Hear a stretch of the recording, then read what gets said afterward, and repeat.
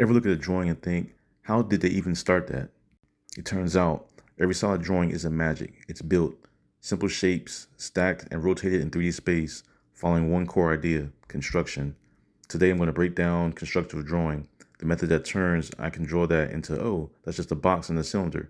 Stick around because by the end of this video, you'll never look at a sphere or a cylinder the same way again. Now with these two poses that I've chosen, I'll be breaking down the shapes and then also adding detail at the end. So with this first pose that you've seen me started already, you see that I've worked in all the shapes, like for the circle for the head, the circle for the waist, circle for the chest, and I'm just gradually adding in those shapes. I'm trying to focus on all the large areas, trying to find all the shapes. That way it makes the pose easier to draw. Now for this video, I think I sped up a little bit just because I wanted to, fit in the adding shapes details and also adding in the musculature. And now obviously for adding the muscles and anatomy, you have to have kind of a general idea for muscle anatomy when you start to go through this next phase. But because I've been getting a lot of requests to add this next step, I decided to start, adding the anatomy into the poses that I start to draw. Now I'm just going in, I'm looking at the muscles, and I'm just adding in, each detail of each muscle that I see in the picture or the reference. And because I like to draw the muscles in extreme detail, I'm kind of adding in a lot more muscles than what you see in the reference, but only because that's a particular style I like to do. Now I'm just going in, I'm looking at it, I'm trying to, see where each of the lines are, where all the curves are. That way I can easily, draw it out. So right now I'm adding in and overlapping all the shapes, trying to get, each muscle that I can add in there. And sometimes the drawing will always look weird when you start to, draw things for certain angles until you start to, add that shade to it or add the color to it. But that's the way, the drawing is when we start to construct it. And I'm going in, trying to find every line with a lot area, going straight down into that waist.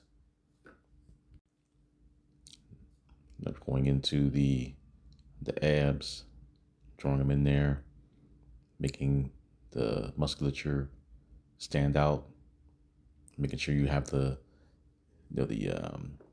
curves in there, get the curves just right. And drawing the anatomy from different angles, it takes practice. You're going through, you're trying to figure out, how the muscles look going straight, how the muscles look when it's foreshortened, and things like that. But the more you draw it, the easier it starts to, come natural to you. So when you're taking and you're drawing these shapes, you're literally just overlapping the muscles over top of the shapes. And so when you're making the shapes, like when you're making the circles, cylinders, and things like that, you're just going over it lightly with the pencil or dark with the pencil, which I have here. And you're just, making changes as you go, because the shapes that you have constructed is more of just a base for what you're going to add to the picture. Because the shapes aren't really set in stone. It's just there for, a guide before you start adding those details. You see working in the hand, drawing those fingers. And I'm using the method that you've seen me use before, where I'm just adding in those cylinders for the fingers and then I go over it. I'm just darkening all the lines. Now each person, have their own methods for drawing construction. Some people use shapes, some people will do gestures. I mean, it's all based on your style and the quickest way for you to want to learn.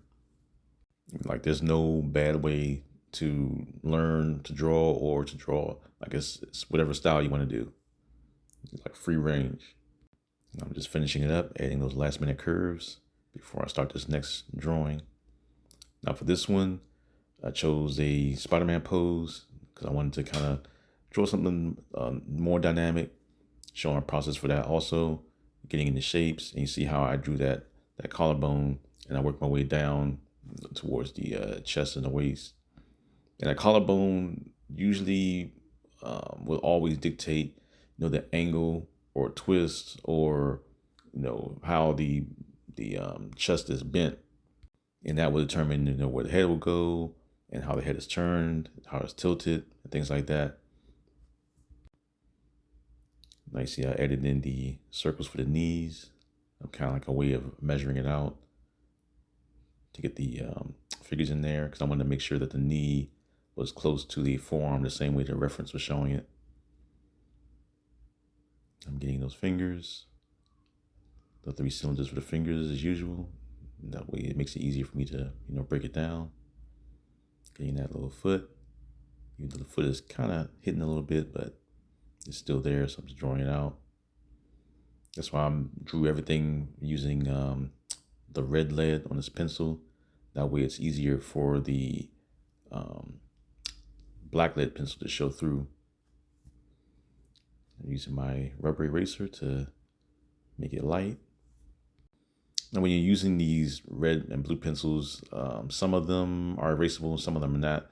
The one I'm using is erasable, but you always have to make sure you find that right brand. And I forgot what the name of this one was. Hopefully, we'll probably leave it in the comments or something when I get the name of it. So same as before, I'm adding in the curves, overlapping the shapes, trying to find out where all the muscle groups are and trying to lay them down. Because you don't have to be like an expert in anatomy to know all the muscle groups. You just have to have a good anatomy book by your side and just draw each muscle that looks, that goes to where it goes, but you don't have to know the names of them or anything. So I'm adding in the biceps, leading right into that little forearm. Trying to make it as close to reference as I can.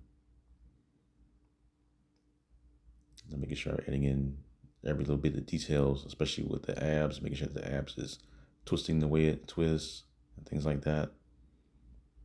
Adding in that bend, because I know Spider-Man likes to bend in these extreme poses. I'm trying to make sure I convey that in the muscles that's going. Adding in parts of the rib cage, going down the leg, adding in the leg muscles,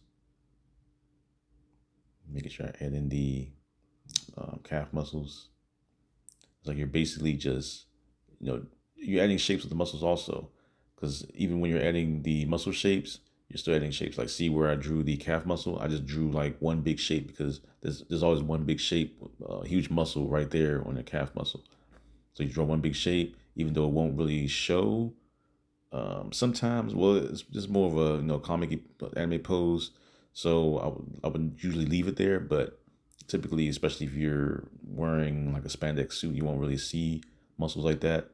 But I know that the muscles are more extreme, especially in comic book art or some anime drawings and things like that. Or I would say mainly the if Spider-Man was in Baki, like I know he'd be extremely muscular. So I'm getting all the lines in the head. Just darkening some of the areas, finishing it off.